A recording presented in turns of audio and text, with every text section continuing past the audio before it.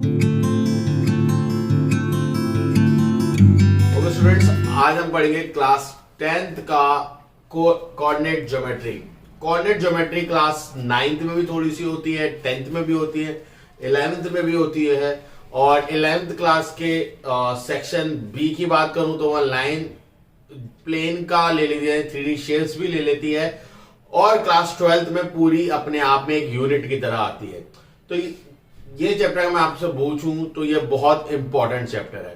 तो चलिए without wasting time हम इस चैप्टर में चलते हैं। सबसे पहले हमें बात करनी पड़ेगी एक्सिस के बारे में। तो सबसे पहले there are two axis, one is your x axis, another is your y axis. X axis वो होती है जो लेटी हुई होती है और वाई एक्सिस वो होती है जो खड़ी हुई होती है। तो एक्स एक्सिस की अगर मैं कहूं तो यहां पे 1 2 3 4 5 6, ऐसे यहां पे 1 2 3, यहां पे -1 -2 -3 -4 -5 और यहां पे -1 -2 -3। तो ऐसा क्यों भाई? सीधी बात है, ये तो आपने नंबर लाइन स्ट्रेट लाइन में पढ़ी होगी कि बीच में 0 होता है और यहां 1 2 3 4 पॉजिटिव नंबर होते हैं और उसके पीछे नेगेटिव नंबर होते हैं। जब आप फ्लोर पे जाते हो किसी भी मॉल में तो ऊपर की तरफ जाते हो तो वहां नंबर्स होते हैं, पॉजिटिव नंबर्स 1 2 3। और जब बेसमेंट में जाते हो तो -1 -2 -3। वो इसलिए होता है, अगर ये प्लेन है तो अगर आप ऊपर फ्लोर पे जा रहे हो तो पॉजिटिव नंबर्स, और बेसमेंट में अगर जैसे कई फ्लोर में मॉल्स में 3 बेसमेंट है तो -1 -2 -3 -4 जितने भी होंगे उस हिसाब से। सो ऐसा ये होता है। इसे फर्स्ट क्वाड्रेंट कहते हैं, इसको सेकंड क्वाड्रेंट कहते हैं, इसको थर्ड क्वाड्रेंट कहते हैं, इसे फोर्थ क्वाड्रेंट कहते हैं। और ये क्यों होता है? क्योंकि जैसे हमने बोला अभी ये आपका 1D फिगर नहीं है, ये 2D फिगर है। तो इसमें कोऑर्डिनेट या उनके एड्रेसेस x और y में लिखे होंगे। कुछ x वैल्यूज होंगी, कुछ y वैल्यूज होंगी और इनके बेसिस पे क्या होंगे? उनके एड्रेसेस होंगे। अगर मान लो यहां पे चाहे x की कोई भी वैल्यू हो, y की कोई भी वैल्यू हो, तो x की वैल्यू 1 2 3 4 5 6 यानी पॉजिटिव, इधर y की वैल्यू भी पॉजिटिव। तो यानी ये पूरा रीजन यानी जो फर्स्ट क्वाड्रेंट होता है वो x भी पॉजिटिव y भी पॉजिटिव। इतना समझ में आया? सेकंड क्वाड्रेंट की बात करो तो x तो यहां नेगेटिव हो गया, y पॉजिटिव, तो x नेगेटिव होता है और y पॉजिटिव होता है। फिर मैं थर्ड क्वाड्रेंट की बात करूं तो x भी नेगेटिव और y भी नेगेटिव, x भी नेगेटिव और y भी नेगेटिव। और फोर्थ क्वाड्रेंट की बात करें तो x पॉजिटिव और y नेगेटिव। सबसे पहले आपको यह समझना जरूरी है, ठीक है? कोऑर्डिनेट x पहले y बाद में, बिल्कुल सही, यही याद रखना है क्योंकि स्टैंडर्ड यही है। अब मैं कुछ आपसे कोऑर्डिनेट पूछूंगा और आपको बताने होंगे कौन से कोऑर्डिनेट में। जैसे 2/3 बताइए कौन से क्वाड्रेंट में होगा? ऑब्वियसली ये फर्स्ट क्वाड्रेंट में होगा, ठीक है। 3/4 3,4 तो ये भी फर्स्ट क्वाड्रेंट का है। इसी में अगर माइनस लग जाता है यहां पे तो ये माइनस, पहला माइनस दूसरा नेगेटिव, तो ये सेकंड क्वाड्रेंट में चला जाएगा। अगर मैं कहूं -2 -1 तो ये कौन से क्वाड्रेंट की कहानी है? ये थर्ड क्वाड्रेंट की कहानी है। 2 -4 ये कौन से क्वाड्रेंट की कहानी है? ये फोर्थ क्वाड्रेंट की कहानी है। तो इतना पता होना चाहिए। इसके बाद कभी कभार ऐसे पॉइंट भी आते हैं 4,0, मतलब x तो 4 है, y है ही नहीं, y 0 है। तो ऐसा y 0 कहां होगा? x एक्सिस पे। ऐसा 0 कहां होगा? x axis. तो 4 यहां पे है, y नहीं है, तो यही पॉइंट इसका कोऑर्डिनेट है, ठीक है। 0, -1 अगर है तो 0 का मतलब हो गया x है ही नहीं बट y -1 है, तो ये रहा इसका पॉइंट और ये इसका क्या है? कोऑर्डिनेट है। तो ये चीजें बहुत इंपॉर्टेंट है। सबसे पहले आपको कोऑर्डिनेट समझ में आने जरूरी है। जब तक आपको कोऑर्डिनेट नहीं आएंगे आप ये नहीं कर पाओगे। तो होपफुली समझ में आएगा फर्स्ट कोऑर्डिनेट ये, सेकंड कोऑर्डिनेट ये, थर्ड फोर्थ। क्योंकि कोऑर्डिनेट का मतलब ही यही है कि दो जो x और y है उनके बीच की जो रिलेशन है हम उसको समझ रहे हैं। तो सबसे पहले चीज ये समझ में आई कि कोऑर्डिनेट क्या होता है। कोऑर्डिनेट का मतलब होता है एक्स वाई जो हम बनाते हैं या उनको प्लॉट करना हमें सबसे इंपॉर्टेंट सीखना जरूरी है। पहले दोनों पॉजिटिव, सेकंड क्वाड्रेंट में first negative, x negative, y positive, third में दोनों नेगेटिव हो जाते हैं, फोर्थ में वाई नेगेटिव हो जाता है और एक्स पॉजिटिव हो जाता है। तो सबसे पहले आपको ये कोऑर्डिनेट समझ में आने चाहिए। उम्मीद करता हूं कोऑर्डिनेट समझ में आ गए होंगे। ओके, कोऑर्डिनेट क्या दर्शाते हैं? कोऑर्डिनेट अगर हमने समझ में आ गए कि कोऑर्डिनेट क्या है, कोऑर्डिनेट क्या दर्शाते हैं? जैसे हमारे घर का पता, ठीक है, हमारे घर का पता किस तरीके से होता है?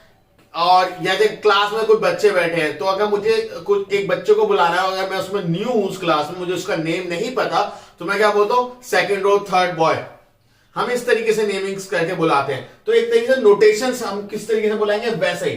तो अगर मैं कोऑर्डिनेट को बनाऊं, एक बड़े कोऑर्डिनेट को, तो जब आप 1 2 3 4 5, ठीक है, अभी वहां यहीं तक बात करते हैं, 1 2 3 4, -1 -2 -3 -4 -5, -1 -2 -3 -4 -5, ठीक है। तो अगर हम इसकी बात करें, तो अगर मैं मान लो यहां की बात कर रहा हूं, इसका मतलब है 3,1, तो इसका मतलब क्या होगा कि x में ये 3 यूनिट दूर है, ओरिजिन से x में ये 3 यूनिट दूर है, और y में 1 का मतलब ये ओरिजिन से y दूरी दूर है। तो अगर इन दोनों की लाइन कट करूं तो यहां आ रहा है, तो 3,1 का मतलब होता है कि x में वो कितना दूर है, 3 यूनिट, और y में कितना दूर है, 1 यूनिट।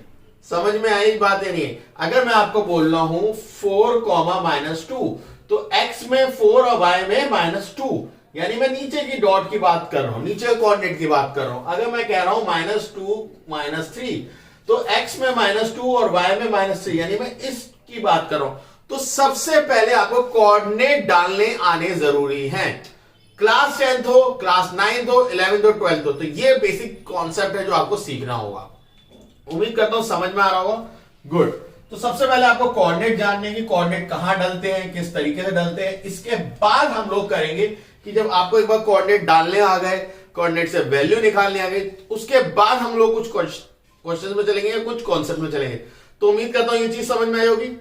अब आते हैं कि मान लो एक पॉइंट है, कोऑर्डिनेट है, उसमें से कितनी लाइन जाएगी, उसमें से इनफाइनाइट लाइन जा सकती है। बट अगर 2 पॉइंट है, ठीक है, 2 पॉइंट है, आपने कुछ करा, तो यहां के कोऑर्डिनेट मान लो x1 y1 है, यहां के कोऑर्डिनेट क्या है, x1 y1 है, और दूसरे कोऑर्डिनेट x2 y2 है। तो इनसे बनने वाली जो लाइन होगी उसकी इक्वेशन क्या होगी। इक्वेशन में जाने से पहले सबसे पहले हम इनमें जानेंगे डिस्टेंस। हम इनके बीच में क्या डालेंगे, डिस्टेंस। डिस्टेंस भी वहीं पता करेंगे और स्लोप भी हम वहीं पता करेंगे। उसके लिए आपको कुछ सीखना पड़ेगा, ठीक है। इसका जो डिस्टेंस होता है, इनके बीच की जो दूरी होगी, वो होगी d = अंडर रूट में y2 - y1 का whole square plus x2 - x1 का होल स्क्वायर। अब देखो, छोटे छोटे मैथमेटिक्स फंक्शंस की बात कर रहे हैं, बीच में प्लस है तो ये आगे लिख लो, ये पीछे लिख लो, कोई फर्क नहीं पड़ने वाला। कुछ बुक में y2 - y1 का whole square plus x2 - x1 का होल स्क्वायर होता है, वो भी सही है। कोई ऐसे लिखे, वो भी सही है। दूसरी चीज पे आते हैं, यहां y1 - y2 का होल स्क्वायर लिख दो या y2 - y1 का होल स्क्वायर लिख दो, एक ही बात है। क्योंकि अगर मान लो y2 - y1 पॉजिटिव है, पॉजिटिव का स्क्वायर -2 का स्क्वायर, 2 का स्क्वायर 4। अगर y - y2 -2 आया, उसका स्क्वायर वो भी 4। तो स्क्वायर अगर चाहे y2 - y1 लिखो, x2 - x1 लिखो, सही कर देगा, तो कोई गड़बड़ नहीं है, ठीक है। ये फॉर्मूला कैसे आया, उसके लिए हमें कोऑर्डिनेट थोड़ी सी पढ़नी जरूरी है, जो मैंने अभी आपको पढ़ाई थी। मान लेते हैं एक पॉइंट है यहां पे जो है x1 y1, ठीक है। ये जो कोऑर्डिनेट है, इसकी दूरी क्या है, इसके कोऑर्डिनेट्स क्या है, x1 और y1। x1 यानी अगर मैं यहां से परपेंडिकुलर गिराऊं, तो यहां पे ये जो पॉइंट है, ये है x1। x1 लिखने का मतलब होता है ओरिजिन से इसकी दूरी कितनी है, x1। और अगर मैं यहां पे एक और पॉइंट ले लूं, जिसका मैं नाम ले लूं x2 y2, क्या नाम ले लूं, x2 y2। तो यहां से जब मैं इस पे पॉइंट गिराऊंगा, परपेंडिकुलर गिराऊंगा, तो ये कितना निकल के आएगा, x2। इसका मतलब है ओरिजिन से इसकी दूरी कितनी है, x2। इतनी बात समझ में। अब जब हमें निकालना है इन दोनों के बीच की दूरी, ठीक है, हमें जो निकालनी है वो क्या निकालनी है, इन दोनों पॉइंट्स के बीच की दूरी निकालनी है। इन दोनों पॉइंट्स को जोड़ दो, ठीक है। अब हमें इन दोनों में परपेंडिकुलर डिस्टेंस चाहिए। तो ये y1 क्या बता रहा है, ये y1 बता रहा है कि अगर मैं इस लाइन को यहां ड्रॉ करूं, तो ये जो पॉइंट है वो y1 है। इसका मतलब यहां से यहां तक की दूरी कितनी है, y1। और ऐसे ही अगर मैं इस पॉइंट को ड्रॉ करूं, तो ये जो पॉइंट है ये क्या है, y2। यानी यहां से यहां तक की जो दूरी है वो कितनी है, y2। समझ में आया। तो ये दूरी कितनी होगी, अगर यहां से यहां तक की दूरी x2 है, यहां से यहां तक की दूरी x1 है, तो ये दूरी कितनी होगी, क्या ये x2 - x1 नहीं होगी, बताओ। अब किसी बच्चे ने इसे x1 y1 करा और इसे x2 y2 करा तो ये x1 माइनस x2 हो जाएगी, तो उसमें कोई घबराना मत। अब इसी बात को जोड़ दो यहां भी ऐसी, ये अगर यहां से आता y2 है ये y1 है, तो ये कितना होगा y2 माइनस y1। अगेन किसी ने अगर इसे x2 बोला इसे y1 बोला तो y1 माइनस y2 हो जाएगा, ये उल्टा हो जाएगा। तो इतने में कोई बात की कमी है। अब ये y एक्सिस है और ये x एक्सिस है, ये दोनों परपेंडिकुलर होती हैं, ये इसके पैरेलल है, ये इसके पैरेलल है, तो ये भी 90 डिग्री होगा नहीं होगा, क्योंकि ये इसके पैरेलल है, ये इसके पैरेलल है, तो ये भी 90 डिग्री। तो ये राइट एंगल ट्रायंगल नहीं बन गया भाई। राइट एंगल ट्रायंगल में हमने पढ़ाई अगर ये हाइपोटेनस है, इसका स्क्वायर बाकी दोनों साइड के स्क्वायर के बराबर होता है, यानी y2 माइनस y1 का square plus x2 minus x1 का स्क्वायर। इस स्क्वायर को हटाओ तो h अंडर रूट में आ जाएगा, y2 माइनस y1 का square plus x2 minus x1 का स्क्वायर। यही तो था फॉर्मूला आपका, डिस्टेंस फॉर्मूला। तो डिस्टेंस फॉर्मूला कहीं से नहीं आया, सिंपल आपके यही बेसिक्स कॉन्सेप्ट से निकल के आया है।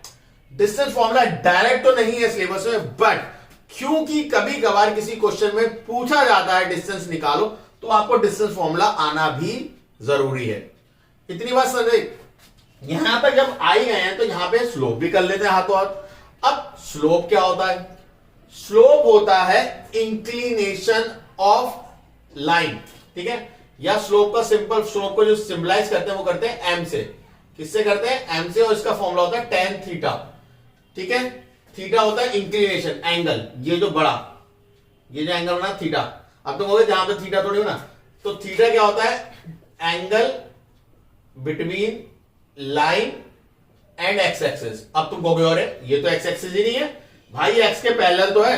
अगर मैं इस लाइन को, ये जो लाइन आ रही है आपकी, अगर मैं इसे आगे की तरफ टेंड करूं, अगर मैं इसे आगे की तरफ टेंड करूं, तो ये थीटा है, ये थीटा पैरेलल कॉरस्पॉन्डिंग एंगल नहीं हो जाएगा?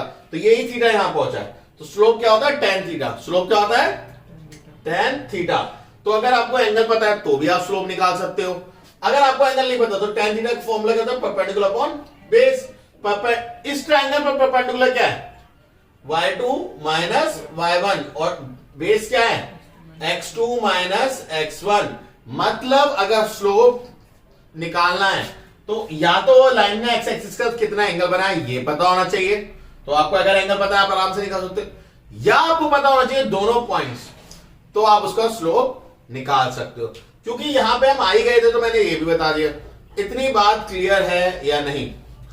इसके बाद तो इसे पॉज करो। अब हम इसमें देखते हैं जिसे हम कहते हैं सेक्शन फॉर्मूला। सेक्शन फॉर्मूला क्या कहता है कि मान लो एक पॉइंट है x1 y1, ठीक है, और इसे लाइन से जोड़ दिया x2 y2 से। किस में जोड़ दिया? x2 y2 में। अब एक पॉइंट निकालना है यहां पे जो कि इस लाइन को m रेशियो n में तोड़ेगा। किस में तोड़ेगा?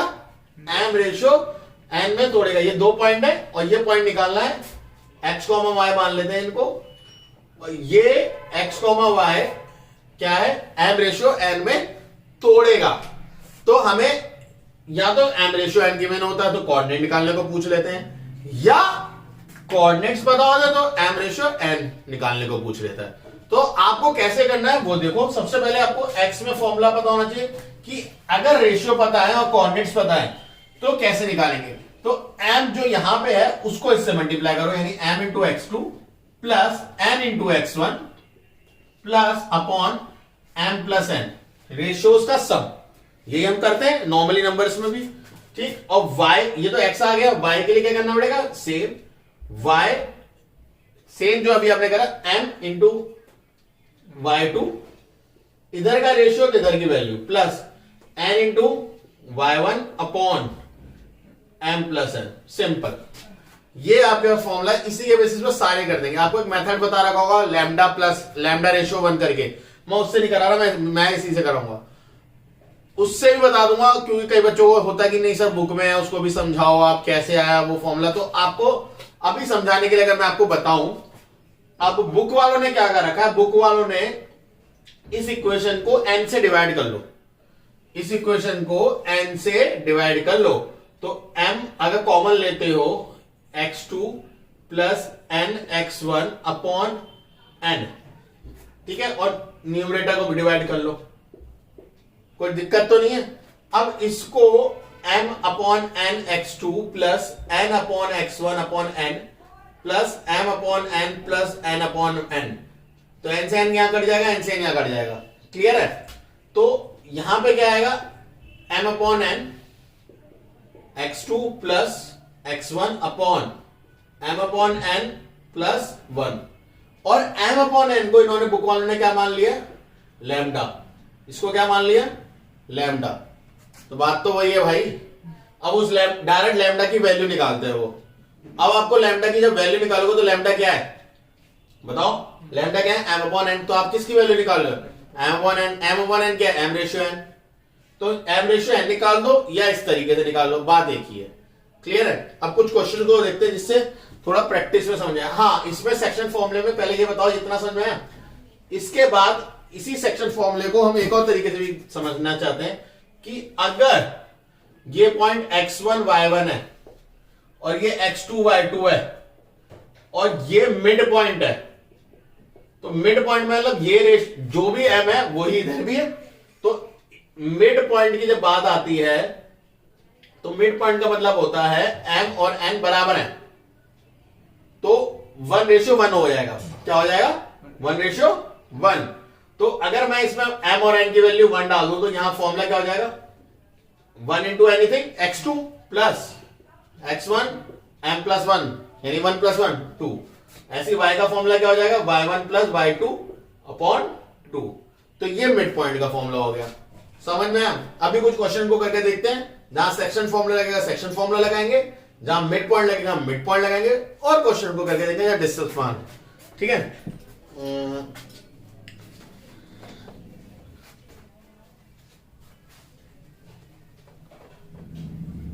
ओके, फटाफट जल्दी कुछ क्वेश्चंस को करके देखते हैं। पहला क्वेश्चन कह रहा है find the mid point of the line joining 8 5 8 9 11। ठीक है, सबसे पहला क्वेश्चन कह रहा है आपसे मिड पॉइंट निकालना है 5 8 का एंड 9 11 का। तो भैया देखो 5 8 फॉर्मूला प्लस कर दो, फॉर्मूला लिखना सबसे पहले क्योंकि रिटेन है इस बार, x1 plus x2 divide by 2। तो x equals to 5 plus 9 divide by 2, तो x कितना आएगा 14 डिवाइड बाय 2 यानी 7। y के लिए निकालो y1 प्लस y2 अपॉन 2, तो y इक्वल्स टू कितना आएगा 8 प्लस 11 बाय 2 यानी 19 बाय 2 यानी कितना आएगा फटाफट बताओ 9.5। तो मिड पॉइंट क्या है 7, 9.5। सिंपल है। इसी का दूसरा पॉइंट देखो जरा फटाफट, 0, 0 और 8, -5। तो सिंपल 0 8 अपॉन 2 यानी 4 आएगा, 0 प्लस -5 अपॉन 2 यानी यहां पे -2.5 आएगा। डिवाइड कर लोगे प्लस माइनस करके। थर्ड देखो -7, 0 एंड पॉइंट है 0, 10। तो -7 प्लस 0 डिवाइड बाय 2 यानी -3.5 आएगा, 0 प्लस 10 डिवाइड बाय 2 यानी 5 आएगा। तो ये x है, ये y है, यहां भी ये x था, ये y था। क्लियर है? बहुत सिंपल है, बहुत ज्यादा कॉम्प्लिकेटेड है ही नहीं। जहां अगर आपको प्रॉब्लम लगती है कि सर यहां समझ नहीं आया तो प्लीज आप मुझसे वहां पूछ सकते हो, कमेंट सेक्शन में डाल सकते हो। ठीक है? Question number 2। क्वेश्चन नंबर 2 क्या कह रहा है, find the mid point of a triangle whose vertex are this. तो एक ट्राइंगल है जिसके कुछ पॉइंट दे रखे हैं। अभी इसका रोल बताऊंगा क्या जरूरी होता है। अभी तो आपको लगेगा रे ये तो बड़ा सिंपल सा क्वेश्चन है, बट इससे बड़े एक बड़ा धाकड़ क्वेश्चन बनता है।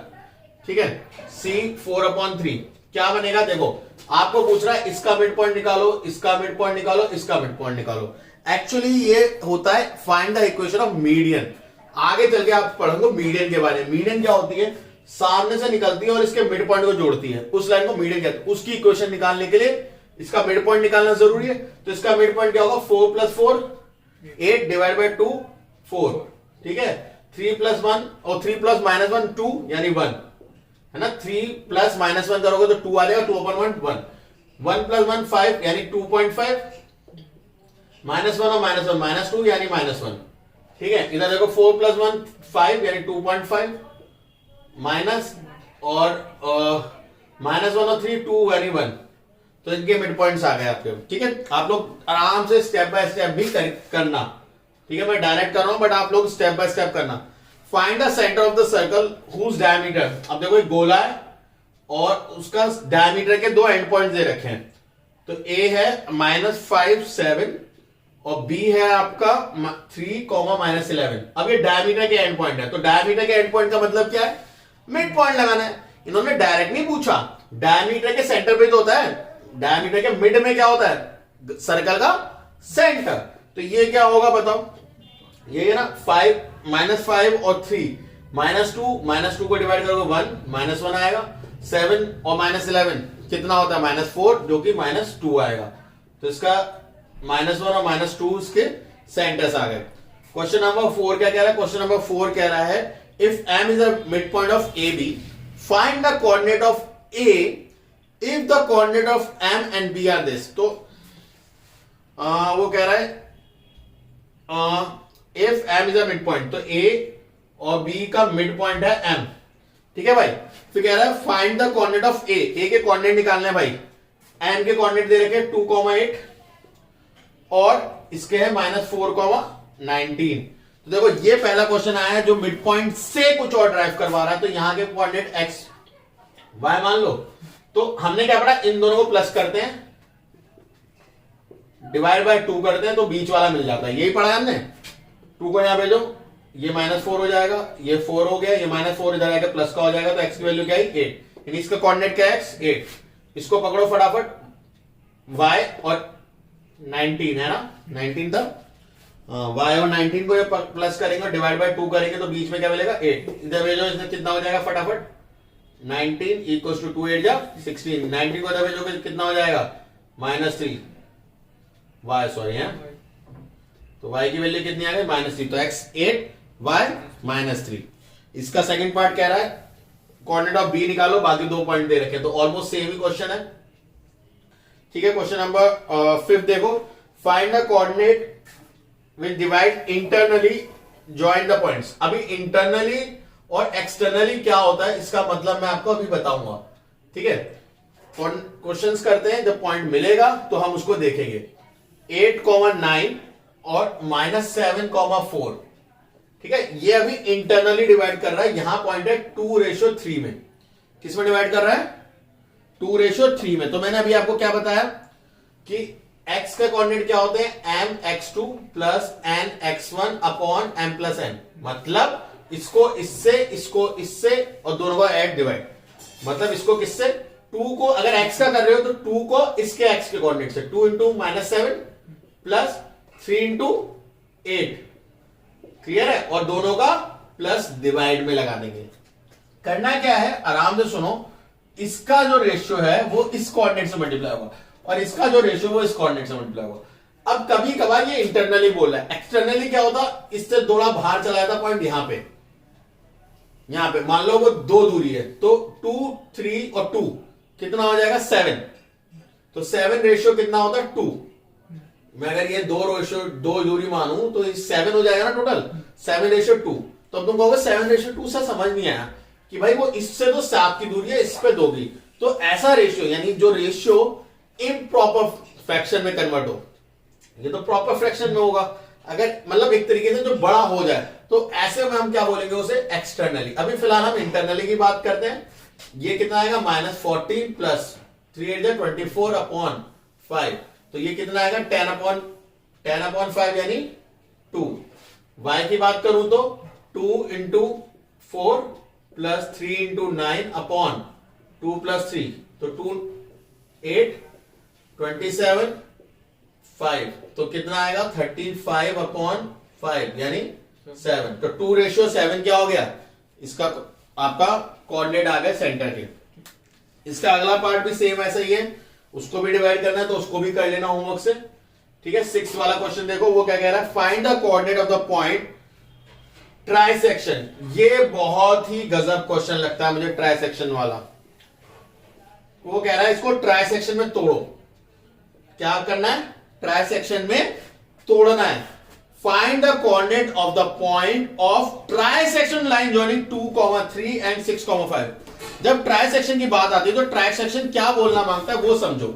ट्राइसेक्शन का मतलब होता है एक लाइन को 3 बराबर हिस्सों में तोड़ना।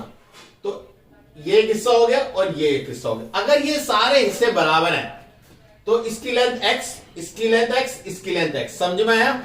तो अगर इसकी लेंथ x है, अभी हम इसकी कोऑर्डिनेट की बात करें तो इस पॉइंट को भूल जाओ, तो x प्लस x कितना हो गया 2x हो गया, यानी इसका रेशियो क्या हो गया, अगर ये 1 है तो ये कितना हो जाएगा 2। इसको भूल जाओ 2 मिनट, अभी समझ में आया? तो 1:2 और ये पॉइंट है तो एक्स वाई नहीं निकाल पाओगे ये पॉइंट, बताओ। इसको हम x मान लेते थे तो पहले, या पी क्यू मान लो, है ना, इसको p मान लो और इसको q मान लो। तो अभी p के कोऑर्डिनेट निकालो। p के लिए x के लिए क्या करना पड़ेगा, 1 इंटू 6 कितना होगा 6 प्लस 2 इंटू 2 4 और 1 प्लस 2 3, तो 10/3 आ गया। y के लिए करो, y का क्या होगा 1 इंटू 5 प्लस 2 इंटू 3 6 अपॉन 3, तो 11/3 ये आ गया। इतना समझ में आया? अब तुम्हारे लिए q के लिए चॉइस है। q के लिए क्यों चॉइस है, क्योंकि यहां से यहां तक का रेशियो 2 हो जाएगा, अब की बार 1 हो जाएगा, तो अब 2:1 है। अब की बार क्या है 2:1। एक तो या तो ऐसे निकाल लो q, अभी पहले उससे निकालता हूं 2:1 से, फिर एक शॉर्टकट बताऊंगा। तो पहले 2:1 क्या है, यानी क्योंकि ये x और x हो गए। अब की बार इधर से देखो ना, जब आप q की बात कर रहे हो तो p एग्जिस्ट नहीं कर रहा था, p की बात कर रहे थे तो q एग्जिस्ट नहीं कर रहा था। तो 2 इंटू 6, अब ये 2 रेशियो हो गया और ये 1 हो गया, तो 2 इंटू 6 12 प्लस 1 इंटू 2 अपॉन कितना आएगा 3, तो कितना है 14/3। कोई डाउट है? y के लिए क्या करना पड़ेगा, वही 2 इंटू 5 10 प्लस 1 इंटू 3 अपॉन 3, तो 13/3। क्लियर है? अब आपके पास एक बार p मिल गया या q मिल गया, कोई भी आप निकाला, 2:1 से निकाला है, 1:2 से p मिल गया। अब मुझे बताओ p मिल गया तो p और ये, अगर यहां से यहां तक की दूरी और यहां से यहां तक की दूरी बराबर है, तो p और इसके लिए ये q क्या हो गया, मिड पॉइंट नहीं हो गया? तो इसके कोऑर्डिनेट यानी 10/3 प्लस 6/2 कर दो, तो इसके कोऑर्डिनेट मिल जाएगा। और y के लिए भी ऐसी 11/3 यहां का और 5 ऐड कर दो, डिवाइड बाय 2 कर दो, तो भी मिल जाए। या q मिल गया तो इन दोनों का ये मिड पॉइंट होगा p, वहां से निकाल दो, आपकी चॉइस है। जिससे भी आपको करना है आप कर सकते हो। तो please pause the video and question को करके देखते हैं। Question number 7, in what ratio line joining the point 2,3 and 5,6 divided by x axis, मतलब इस लाइन को अगर कोई लाइन कट कर रही है वो कौन है, x एक्सिस है। कौन है वो, x एक्सिस, तो किस रेशियो में डिवाइड करेगी? बड़ा खतरनाक क्वेश्चन है ना। और अभी तुमसे कोऑर्डिनेट पूछे ही नहीं, तुमसे क्या पूछा है, सिर्फ वो जो लाइन डिवाइड कर रही है वो किस रेशियो में डिवाइड करेगी, तो किस तरीके से निकालोगे बताओ। अगर आपसे पूछ ले कि वो 2,-3 5,6 x एक्सिस डिवाइड कर रही है तो उसका रेशियो होता, तो हमें रेशियो नहीं पता। मैंने एक तो तुम्हें बताया लैम्डा वाले तरीके से कर लो, सबसे बेस्ट है, ठीक है। अगर वो नहीं आ तो इससे करो, ये सबसे आसान है। m रेशियो n मान लो, अभी तक हमने स्टैंडर्ड फॉर्मूले से जो पढ़ा है। अब आपको x एक्सिस से डिवाइड कर रही है, तो x एक्सिस से डिवाइड कर रही है, तो एक बात तो कंफर्म है, x तो कुछ भी हो, y तो 0 ही होगा, क्योंकि हमें एक पॉइंट चाहिए, ठीक है, हमें एक पॉइंट चाहिए। x तो कुछ भी हो सकता है, हमें नहीं पता, बट y तो कंफर्म 0 होगा, क्योंकि x एक्सिस पे y होता ही नहीं है। तो एक पॉइंट मिल गया, यानी y के रिस्पेक्ट में आपको आंसर मिलना पड़ेगा। तो इसका y रखो, तरीका क्या था, m इंटू y, 5 मत कर देना, m into 6 plus n into -3 upon m plus n, याद है फॉर्मूला, m इंटू y का कर रहे हैं तो इधर n इंटू इधर वाला y1 upon m plus n, यही है। और अब की बार y की वैल्यू क्या है 0। तो अब मुझे बताओ, ये 6m हो गया, ये -3n हो गया, चाहे m प्लस n लिखो मत लिखो, क्योंकि ये यहां अल्टीमेटली जाके क्या होना 0, तो इधर हटा ही दो। तो क्या आ गया 6m - 3n इक्वल टू 0। इसको इधर ले आओ भाई साहब को, 3n इक्वल टू 6m, हमें चाहिए m अपॉन n, यहां 3 रखो, यहां 6 ले आओ। देखो इतना समझ में आया, m यहां रखा है, n नीचे ले आया, 1 2, तो क्या है m रेशियो n कितना आया 1:2, यानी ये 1 है और ये 2 है। कितना सिंपल है। अब तुमसे पूछ सकते हैं x भी निकालो, कोऑर्डिनेट नहीं पूछा बट आगे वाले क्वेश्चन में पूछने वाला है, तो x कैसे निकलेगा। अब रेशियो तो पता चल ही गया ना, तो m into 5 plus n into 2 upon m plus n ही तो करना है। तो m कितना है 1 इंटू 5 प्लस n कितना है 2 इंटू 2 अपॉन 1 प्लस 2, यही है ना।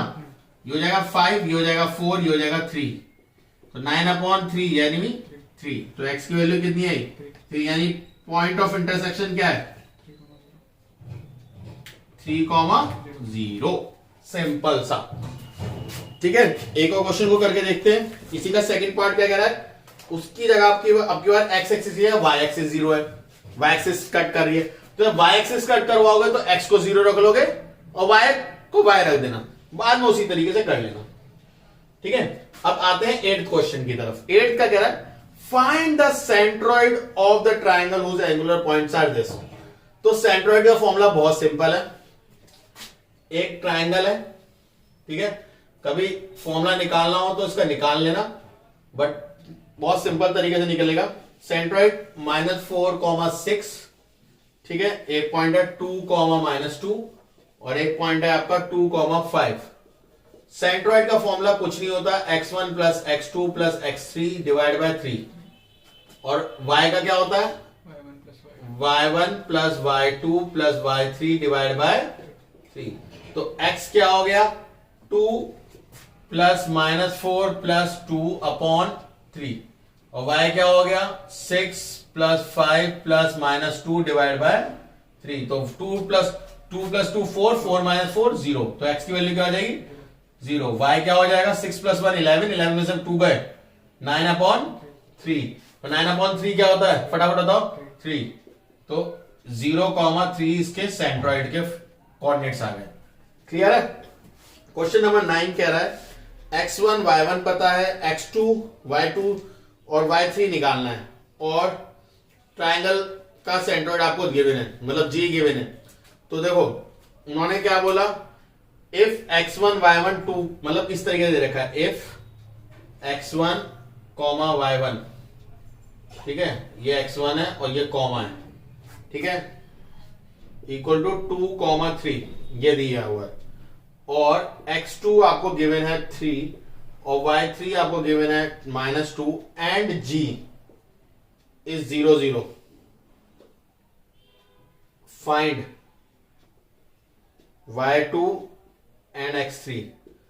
अब क्वेश्चन तो नहीं बता रखा, बट हम आइडिया लगा लेते हैं कि ये सेंट्रॉइड का ही है, क्योंकि 3 कोऑर्डिनेट्स हैं और उसका है। तो सिंपल सा 0 है, 0 इक्वल्स टू x1 2 है प्लस x ये 3 है और ये पूछा है अपॉन 3, बट ये 3 0 हो जाएगा, तो यहां पे x3 कितना आएगा -5, इसमें 3 प्लस y2 पूछा है, y3 -2 है अपॉन 3, ये भी 0 है तो इसे भी हटाई दो 0, प्लस माइनस 1 होता y2 इक्वल टू 0 है ना। तो y2 की वैल्यू यहां पे कितनी आएगी -1, तो इसकी ये उसकी वो, ठीक है।